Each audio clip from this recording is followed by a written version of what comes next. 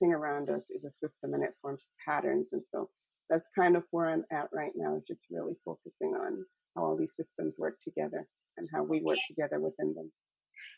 Tell us about your current focus, especially on systems and how it relates to disarming racism. So, as you know, with the current events, racism has kind of been a trending topic. But for those of us who live it every day, it's not a trend. This is our reality. This is our existence. We go through it every day, and sometimes it's very hidden, and sometimes it's very obvious. And sometimes you can see the intent of it, and sometimes it's not very obvious at all.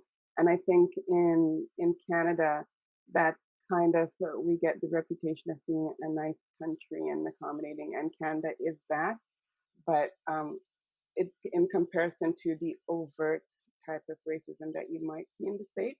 In Canada, it's very covert. So it's not the name calling or the violence or the outward actions. It's more institutional. It's more systemic.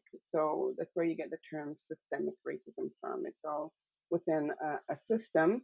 And because everybody's part of that system, people of color and white people, it doesn't look like anything until it impacts you personally. And if you're not a person of color, you probably wouldn't even notice because it's just your everyday existence.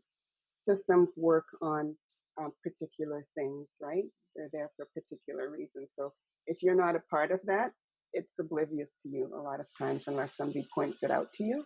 Hmm. So that's kind of where I wanted to go with focusing on racism, getting people to understand that it's not necessarily about individual actions.